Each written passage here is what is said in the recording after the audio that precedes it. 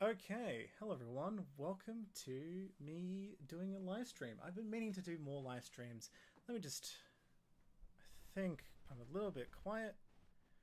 Okay. Hello everyone.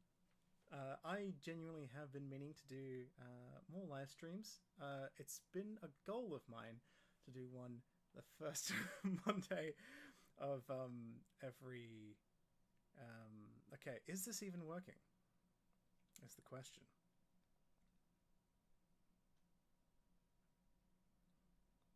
So I've got it up on my phone, and I don't think it's working. Whoops. Nope. Don't open John Oliver. Oh, for crying out loud.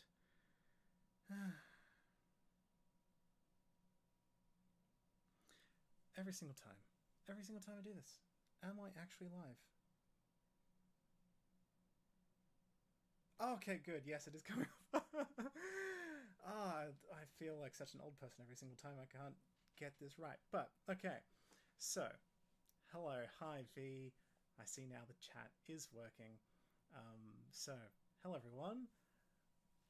As I was saying, I do actually want to be doing more live streams. Hopefully I'll get the hang of it eventually. I still think I'm a little bit quiet. Let me just bring my mic a little bit closer. Okay. Test, test, test. Yep, good. First Monday of every month. Been meaning to do that all year. Finally in September, I managed to do it. So, okay. Welcome to everyone. V, hi, W123 from Wollongong. V, what is your loaded question? Keep in mind, I'm not going to answer anything about particular policies.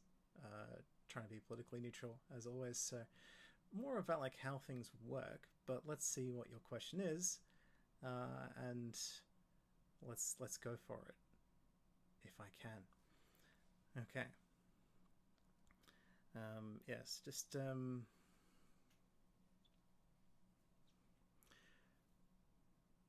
Okay, what an interesting question. Does the Governor General technically hold 44% lawmaking power according to the Constitution if you count each branch of the separation of powers as 33%? Legislature split halfway, further into the lower house, 11%, upper house, another 11%, Governor General, another 11%. 44. I'm sorry. I'm confused by your math on that one. To be honest, I'm going to say no. The Governor General does not have that technical power. We have a thing called responsible government, and some people tend to think that that's a bit of a silly thing to call it because they're like, "Oh, the government's not responsible." That's not what it means, right? Responsible government is when the government, the executive, is responsible to the parliament. So before then, right, we had a system. Let me just. I feel like it was a bit too intense on my highlight. Blah, terrible. So if we go like pre-colonial, like not pre-colonial, if it was pre-colonial, it'd be an entirely different system depending on which indigenous group you're in. So sorry, colonial times, right? Basically, the governor is the autocratic ruler of the colony. Is the general introduction to things. The governor is the one who gets to make all the decisions. That's the state version of a governor general. Responsible government is the British going, you're mature enough as a colony, you get to have more of a say, and it becomes elected members that actually hold executive power. In the early colonial days, yeah, the governor could introduce bills. In fact, in the earliest days of Western Australia, for example, the governor was the only one that could introduce bills. So it wasn't like a shared third. The legislative power was the governor. But now the Governor General can't can't be in Parliament, like physically in the chambers, except for like ceremonial duties. Whereas colonial politics, the governor was very much the one presiding over the chamber at times, instead of the speaker or president, depending on which chamber. Like, the Governor General can't introduce bills, so doesn't have that sort of legislative power, Though the legislative input of the Governor General and governors is not zero. I will say that it's not 0%. The Constitution does allow, on a federal level, for example, the Governor General can return a bill. There is actually 4 things that the Governor General can do once receiving a bill, and that is 1, the obvious one that happens almost all the time: give royal assent. Ta-da! Right? Passed. The other one is refuse. Does not happen. The third one is reserve its assent for the monarch personally, where they're like, oh, not going to do this. I'm going to give it to the king or queen, which has happened a couple of times. And the fourth one is send it back with proposed amendments. So the Governor General is not introducing a whole new legislative agenda, being like, hey, I want you to make a law that makes it illegal to shop on a Sunday or whatever, because I love relaxing on Sunday. But if the bill is to do already with trading hours, the Governor General technically can send it back with proposed amendments. Those are not binding. The House can do with them as they wish, which might be like, thanks for the suggestion, but no, here it is again, sign it for real. At which point the Governor General goes, well, I tried, and signs the bill. That's not a that's not a constitutional power that's particularly exercised very often. I think it's like been used like a little over a dozen times in federal history.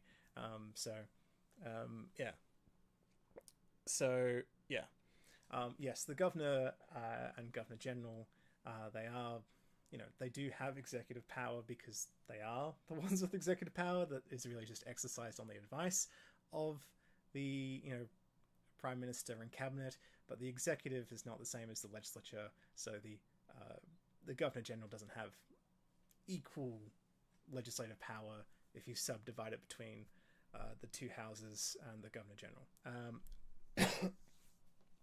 So it's technically not 0. It's definitely not 0, but it's not like 33% or whatever. Oh, yes. Okay, yeah. Yeah, I do have lots of politics books in my background. Let's see if it'll focus. Doing a bad job of focusing there. Okay. Oh, gosh. Summarizing points. I never did this in uni, but my goodness, I have so many tabs and they're colored now. Like, this book in particular was very interesting. Pink is economic, and as you can see, not a very policy-focused book, this one. My main tip, I was terrible at uni. I would procrastinate until the very end, and I did 4 years of it. But the last semester of my last 4 years, I did things in advance, like well before the deadline, and it was so relaxing. I'm a very slow note taker. Like, the thing is that I'll read the book, I'll do the notes then and there, and then like summarize them later, and then rewrite them and reread them. I'm so sorry. The the answer to how do I do a good job at this is you put in work and effort, and it sucks. You actually have to put work and effort into it. Sorry, buddy. But also just do it bit by bit in advance, long before the deadline. And when the deadline comes around and you are actually motivated, you've already done half of it. That's like literally my one tip. Yes, okay, so Tricky Trickster wants to know how to run for federal government as an independent. Well, you'd have to go to the AEC. There's different electoral commissions for the states and territories. For the federal parliament, you want the Australian Electoral Commission. Pardon me, just a second. Oh, hello. Thank you for liking my mushrooms. Not sponsored, though. This is just water.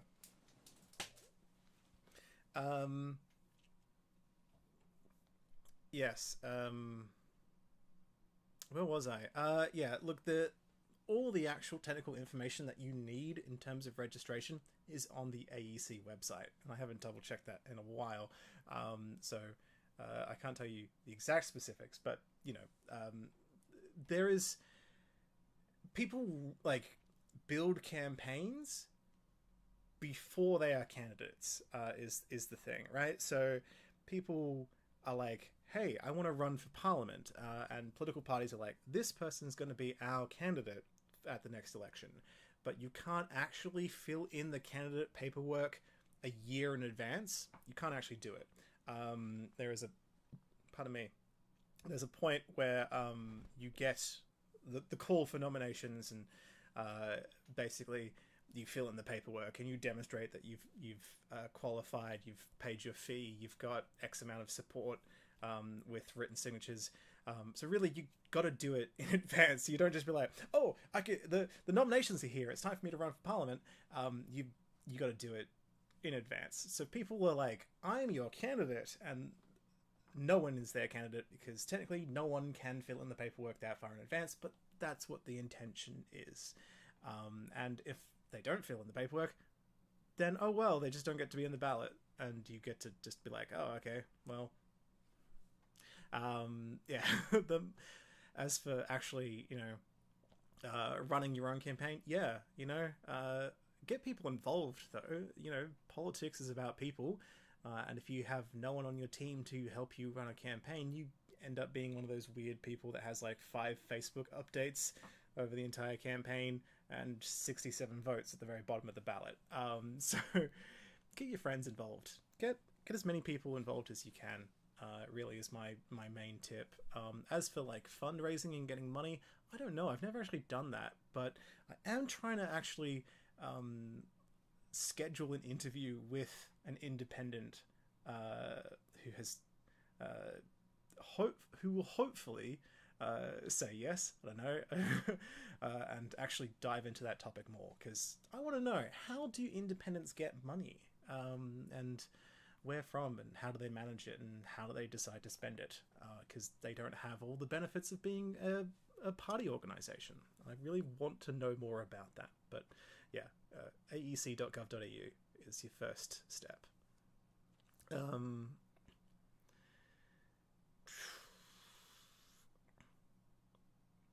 Okay. Which PM do I think has the most interesting backstory? Look, I mean, honestly, John Curtin is very cool. John Curtin is so fascinating to me. But I'll circle back to that, because the tricky trickster back to campaigns. You were saying, what do I think would be the ultimate campaign? Social media flyers drag down the opposition, showing intelligence. Look, you gotta be multifaceted in a campaign, and I don't think like this person is bad is good. Like, I want people to care about politics, and if it's just like mudslinging constantly, then it's not great. You don't want people begrudgingly going to the polls. You want people to care about what you're doing. And I mean, honestly, yeah, like attack ads do have their time and place. Like, you don't want to be like, that person totally fine, but me slightly better, like, boo, yeah, but like, you can't just say boo to the other person. You do actually have to demonstrate some kind of benefit to voting for you. So it's not just like showing intelligence, like genuinely like try and connect with people with what matters to them and offer solutions. Like if people are comfortable, right, they don't really need a change. But if you can identify a problem but also solution, they can be like, aha, well, whenever I'm annoyed, this person's going to fix it, right? And you got to figure out a plan, basically. I mean, look, some election campaigns are a bit more emotional and less like, here are the facts and figures. And the reason why politicians have such short like sentences is it's good sound bites, it's easy to quote and easy to get across, especially in like a short ad, and it's a bit difficult to communicate complex things in short snippets. Election campaigns are so difficult, to be honest. And even when you do try and show off how smart you are, like the Liberals in the 90s, this was pre-Howard, this was against Keating, they had like, it was something like 615 pages of their tax policy, their financial idea, and it was called Fight Back with an exclamation mark. And it's like, no one's going to read that. That's over 600 pages. So you got to find the middle ground between like, look how much work I've done, and like, hey man, this is good, bad, I fix it, you know? Anyway, sorry. I was going to geek out about John Curtin because you asked. John Curtin went to jail because he hated conscription so much. He was like a real militant unionist socialist. Like he's not like a modern politician at all.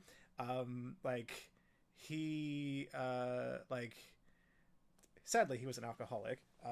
Like, that's not a fun part about it.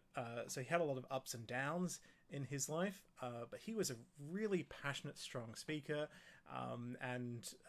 Like, at one point, was, like, during World War One, like, the defense powers got really cracked down on people. You know, you can't say seditious things about the king, you can't say things that would undermine the war effort, and saying like conscription is bad when Billy Hughes was like, we really need conscription to win the war. Like, John Curtin nearly got sent to jail for like getting on a soapbox on a street corner outside a pub and saying things that would like, what was the wording? It was something like language likely to cause disaffection of the king or something. Like, it was very specific and like weirdly worded. Yeah. The thing is that John Curtin could speak so fast that the undercover cops couldn't accurately write down everything that he said. So his literal defense in court was to get the cop up and be like, dictate this. He couldn't write down all the things that were said, and it's like, well, how could you have an accurate recording of what John Curtin said? I don't think he said those seditious things that you said that he said. And that's what helped him. But he did actually go to jail for a different thing, because Billy Hughes was so intense on conscription. Like, he had 2 plebiscites on it, and he was like, okay, well, I can't force you to go to war, but you do have to do a mandatory military medical examination and go to some like training camp thing. And John Curtin, he hit like one of his eyes, like they go in different directions. I can't quite recall what it is that he had, but he was going to fail that medical examination anyway, because he doesn't have eyes that go in the same way, right? So like, he could have just done it, failed it, and no problem. He would never have been forced to actually fight in World War One. But it was about the principle of the thing. So he goes, no, I'm not do that, but it's mandatory. So he goes to jail, and he's going to go for like 3 months, I think it was, something ridiculous. And the thing is that to avoid it, he went to Tasmania, I think it was. And then when he came back to Sydney, to avoid getting served, he would just not gate crash. He would couch surf. He would go from people's houses to people's houses, to like just be in a different spot all the time, and eventually just like, you know, I think it was his parents' house or something, that eventually the cops just like bumped into him and were like, aha, he's like, ah, dang, they found me. This is long before he got into politics. And then he went to jail, and he would sing and whistle incessantly. And he also had some friends in high places that managed to pull some strings, get him out after 3 days instead of like a long time. And the guards were happy for it because they hated the fact that he would not shut up. Yeah, I think John Curtin is just kind of funny. He also, like, yeah, he's this is so fascinating, the things that he said and did. Yeah, but I mean, that's like the obvious answer, I think. In terms of like wild politicians, he was far more radical than any modern politician. He was had a wild life. I just think anything like in the very early 21st century, like 20th century time, is just Wait, did I say 21st century? Early 20th century and late, like, 19th century. It's just a very wild time. Weird stuff happened all the time. Gosh. Sorry, there's a bunch of questions, and I just went on a big old rant about John Curtin. And I have more things to say. What is the Australian government perspective between Australia and New Zealand, New Zealand? Sorry, Mr. Bubble, I don't actually understand that question. What is the Australian perspective of government? As in, like, how do Australians culturally view our government versus how do New Zealanders culturally first? Look, I don't particularly know much, but look, you should go on the New Zealand Parliament YouTube channel. It's funny. They explain how voting works and, like, elections with, like, skits with characters. It's very funny. I love it. Can't do that for an Australian Parliament. Anyway, their educational stuff is great. DC, nice initials, same. Ask, what would be the day of our independence? Would that be the day that the Australia Act of 1986 became enforced? No, probably not. I mean, maybe, who knows? But if we would have, like, a day of... Well, I mean, sorry, are you thinking of, like, if we have, like, a holiday that's, like, Independence Day? The story of Australia's independence is this, like, a weird sort of long, slow... piecemeal bit by bit, like, you know, responsible government for the colonies is like, yeah, you get to look after yourself and have built autonomy, and then federation's like, you get to be your own country, and then the statutes of Westminster being like, was it Statute of Westminster? Was it something else? I think that's what it's called. It's like, we'll no longer legislate in respect to you unless you specifically ask us to, and then the Australia Acts like, yeah, further independence to prevent also the ability to legislate in regards to the colonies, and the governors become fully a thing that the states control instead of having half input with the British government. And yeah, sorry, I thought for a moment that you were talking about, like, what happens if we, like, become a republic for a moment. I'm like, well, it would be the day that we become a republic. That would be our, like, Independence Day. Anyway, yeah. What do you define as independence? Because, like, it's so wibbly wobbly in the former British Empire. What does or does not count? Anyway, Tim asks, do I reckon anything will happen at the ACT election? Voting, probably. It will just be a snooze, nothing happens fast. I don't know, because I'm not from the ACT. I mean, I did recently interview Andrew Barr, the longest serving Chief Minister of the ACT. Shameless plug. And I also did interview Laura Nuttall, the youngest the member of the ACT Parliament, the first Gen Z member of Parliament as well. I don't know what the election issues are. I'm so sorry, I don't live in the ACT. Who knows? Greens have a considerable amount of seats there. Labour is required, basically mathematically, to include them in the executive, something that you could learn more about in my interview with Andrew Barr. And I don't know if that'll fluctuate or not. Look, the thing with the ACT is that majority governments almost never exist. It's happened once in 2004, that's it. Every other time it has been a minority government on the floor that has needed the support of other parties or independents to get legislation passed. So I predict that will happen again. Will it be a Labour Greens alliance like it is now? Will it be Liberal and insert other political groups here? I don't know. But my big guess that I would say is that there will not be a majority government, which for other jurisdictions would be like, whoa. For ACT, it's like, yeah, standard. Anyway. I've got no comment about Albo's policies on deportations, because I don't know. Hi, Fiona Jane. You're a familiar name. Is it legal for a political party to clearly imitate another and publish fake ads for bad causes using another party's logos? You can't mislead voters about what kind of political advertising you are doing.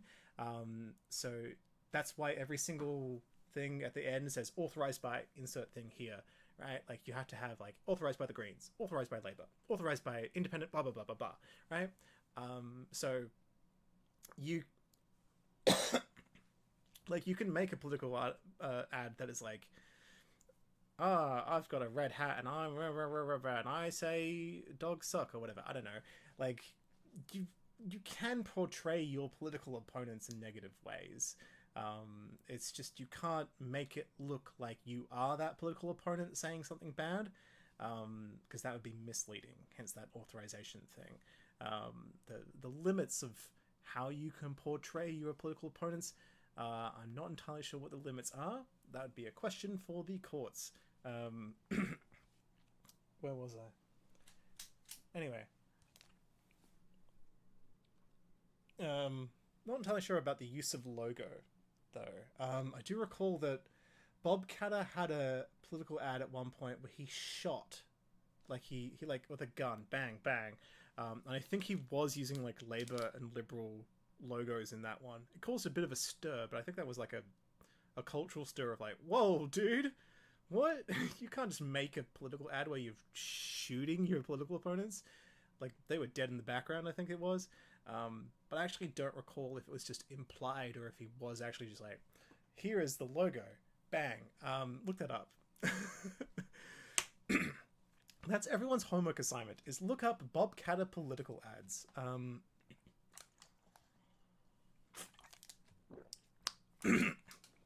me. Best book for knowledge about Parliament. Oh gosh, it really is rapid fire. In terms of like books about like how Parliament works, look, I do have ones that are like, this is how it works, and sometimes they just get a little bit outdated if something like adjusts. Like I have like a book that's like, there's 50 members of this chamber, blah blah blah. So I just for the basic stuff for learning, I just use peo.gov.au, which is a Parliamentary Education Office website. In terms of like books, I don't. It's more I have like political biographies and history stuff, which is not going to be particularly useful for explaining contemporary politics in terms of like mechanics. Sorry, the websites are your friend. Best book away from government, as in like non-political book. Oh, I mean, I gotta recommend The Wizard of Earthsea every single time. I'm rereading Terry Pratchett books right now. I love Terry Pratchett. My wife and I, when we first had a proper conversation, we bonded over both liking Terry Pratchett, and he's very funny. Best fun fact about government in the world. Oh, you can't hit me with that. There's too many fun facts. I'm literally trying to write a book about fun facts about weird things in Australian politics. Most awkward government moment? Oh, I mean, look, Tony Abbott, he wasn't in government at that point, he was opposition. But Tony Abbott, when that interview where he just sort of like freezes and just shakes his head for like 30 seconds and then goes, I've given you the answer you deserve. And then just like, that was so uncomfortable. What was happening? Anyway, I think... yeah, I mean, also not a government story, but you should look up Mal Meninga running for Parliament. I think it was the ACT. He's a former rugby player, and he was like, I want to run for Parliament. And he was in a radio interview, and they're like, so why do you want to run? And he's like, well, I always and then he just like loses his train of thought mid-sentence, and he's just like, actually, you know what? I quit. And he quits halfway through the interview. Like, not even halfway, like very early on. Just gets up and walks out. Like, he realizes it's like, you know what? Actually, I can't do this. It was just this remarkable amount of, like, personal honesty and humbleness of being like, no, this is hard. No, bye. Fantastic. Brilliant. Awkward. But I mean, the courage to walk out of an interview midway and just be like, yeah, I'm just going to have to wear this forever. This is going to be a viral video. Like, oh my goodness. I don't even know what the current seats are for the Queensland State Parliament, so I have no idea how to actually give you a breakdown of the outcome of the 20... Wait, when is the 2024 state election? Oh, I feel like I should know that. Oh.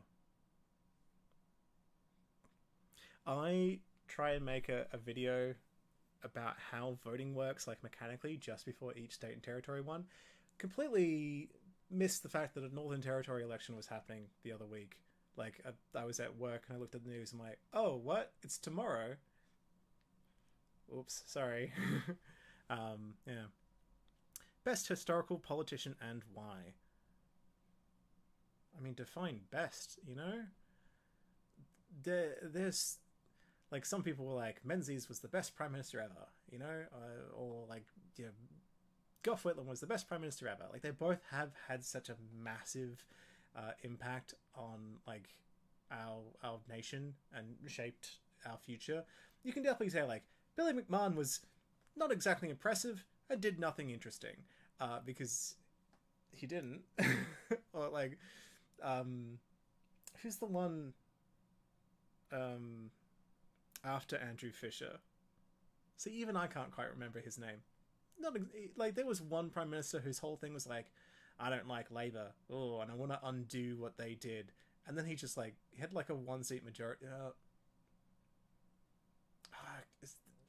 It was 1913. I'm so close to remembering it. Anyway, and he just sort of deliberately antagonized Labour and caused double dissolution, I think it was, and then just lost terribly after, like, just over a year.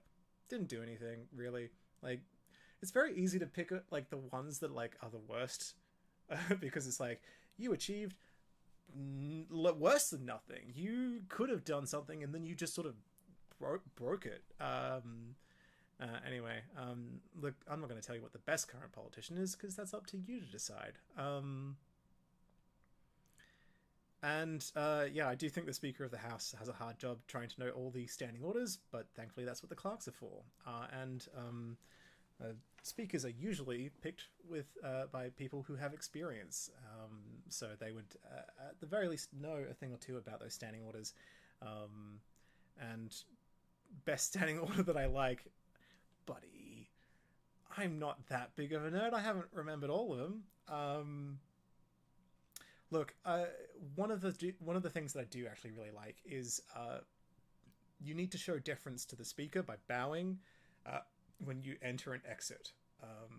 So there's just a lot of bowing, just constantly. And if you're like, oh no, I just before you leave, bow, leave, and you're like, oh no, I forgot a thing. Enter, bow, grab the thing, about to leave, bow. Ooh, gosh, would hurt. Do I think Victoria Legislative Council will return to single-member wards? And then you've done... Wait, is this about the Legislative Council or, like, local council? Because I don't... I don't know about Victoria. Which early Australian PM deserves to get cancelled most over the White Australia policy? Edmund Barton, the one who like implemented it. Was it Alfred Deakin that helped write it though? What? Yeah. Oh, sorry, Kaznek. I don't know anything about local councils in Victoria. Yeah, that's... Look, local councils can... The thing is, like, local councils can be very specific. Like, if you're like, okay, well, I understand Parliament, because there's, you know, there's a general spine and structure to build off about how that works, like, varied from country to country or like, state to state in Commonwealth realms. Local councils can be whatever the state that they're in decides to build them as. They can be wildly different. So... Have I ever done a tour of Parliament House and you'd recommended it? I went to the Federal Parliament in, like, 2010, I think it was. Yeah, around there. I don't have my prop that I was going to show. I got I was actually recently trying to find photos from it because I'm like, what did I do? I feel like I went to, yeah, I'm pretty sure I went to like both like the federal parliament and the old Parliament House, but I was a teenager and young and was not paying attention, so I don't remember it very well, but I do remember the gift shop. So I was trying to find photos to be like, hang on a second, I did go to this and actually like try and remember anything. Yeah. I mean, I would recommend people do tours of Parliament House. You can do them from a state level as well, and a territory level, because I think it's just interesting. Yeah, like there's lots of different variations. State parliaments are very different to federal ones.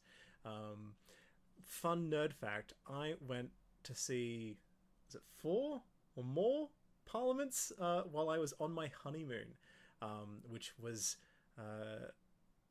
almost a year ago. I went to the UK, I went to France, I went to Prague as well, and thankfully my wife enjoyed it as well. It was not a chore for her, but she definitely did not enjoy it nearly as much as me. That she did enjoy watching my face light up as we went to the Palace of Westminster, the UK Parliament. I'm like, whoa, this is so grand. It's just like so ornate. It's ridiculous. And then we went to the Scottish Parliament. You should look up the Scottish Parliament because that building is weird. My first reaction to the Scottish Parliament is that it was hideous and ugly. And then going on a tour and actually like having the tour guide like talk about the symbolism and things that we do or do not know about the architect's intention, because the architect sadly died partway through construction, so there's some things that they know, some things that they don't. I came to appreciate it a lot more and being like, oh, okay, this is like art in itself. This building is like art. It's fascinating. And I went to the Irish Parliament, the Republic of Ireland Parliament. I didn't have time for Northern Ireland, unfortunately. And that one was very interesting as well. I did gate crash a tour for a bunch of 15-year-olds because it was a school tour. And I weaseled my way in. I didn't know it was going to be a school tour, but I was like, hey, can I join it? Because they were like, we don't have general tours for the public. You need to be sponsored by a TD or whatever. I'm like, I just got here. So it was also Gael Talk school. So their local TD said hello, and it was just started speaking Gaelic, and I'm just standing there like, I don't know what's going on. Yeah. And the Tynwald Parliament, which is not in the UK, which confused the retirees that were on tour. They were so confused. They were like, some English and Scottish people like coming here and like, so can Westminster just like tell you what to do? And the poor tour guide for like the third time being like, no, we're our own country. We're our own country. We're not part of the UK. We're our own country. A crown dependency is a different thing. Honestly, Tynwald Parliament, I think about it semi-frequently. I love it. And there is actually a virtual tour that you can do of the Tynwald Parliament. They have 3 chambers, by the way. It is such a good virtual tour. Like you can like Google Street View kind of thing through the building itself, not just the chambers. Like you can go up the stairs and through the lobby and whatnot. Like it's so, just look it up. Isle of Man Tynwald Parliament virtual tour. Anyway, now that I've like gone on my own little like fun ramble, I'll actually look at what other 2 things have come in. Anyway, thank you, Tricky Trickster. I appreciate the thanks.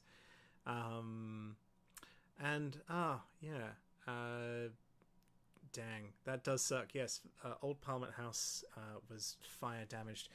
Is it good now? Whoop. What have I done? Oh no, I've just closed the chat. And now I don't know what's going on. And I brought it back. Okay.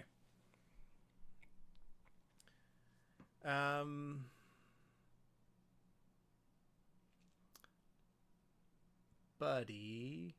Kai the Pie? Okay, from where I'm playing. Kai Thepi? Look, you just said that you're like, appreciate not being biased. Would you like to give a biased review? I can't give you a review about the Green successes. You know, it's too difficult to say that in a way that wouldn't be implying one thing or the other. So I'm going to respectfully not answer that question. Sorry. How do you rate the Greens' successes is really, you know, the thing that matters to you, or if you're a Greens voter, it also matters to you as well. You know, anyway, thank you for the update. You think the repairs of Old Parliament House are finished? That is good to hear. Yeah, I would love to actually go back at some point as an adult. I didn't really care about politics at all when I was actually in Canberra. All I remember was like, dang, this place is difficult to navigate. Circular. So I want to go back as an adult and just like really nerd out as well. Yeah, whenever I go to a new place, it's like Parliament. Like been to the Victorian Parliament. I mean, I didn't have time while I was in France to actually see their Parliament. Did see the Senate from the outside. Did see the Prague Parliament from the outside, and also the historic Diet in the castle. Yeah, look, just go visit Parliament houses. They're cool. They're interesting. Anyway, do we have any other general questions, or are we going to wrap this up? I aim to have in the future like a theme to these live streams, like, you know, maybe a little PowerPoint presentation to like flick through some images to be like, do you have any questions about the Senate? Because otherwise it's just like, you know, and I just sort of ramble a little bit for a while. But should Westralia be a thing? Okay, well, I'm not going to tell you if I think Western Australia should or should not be its own country, but I can tell you a fun little thing about it. So, in 1933, 2/3 of WA voted to secede in a referendum, right? They're like, boo, we don't want to be part of Australia, let's leave, right? And there was the Dominion League that had like really riled up this sentiment and campaigned for it. But in a weird twist, the James Mitchell government, which was for secession, got massively voted out. And the Labour government that was anti-secession got massively voted in on the same day. They had the referendum at the same day as the election. So you have these two very opposing results of like, yay secession and yay anti-secession government. Right? To give it some context, like 1933, this is very much like, you know, a lot of dismay and disgruntlement based off like, you know, the Great Depression.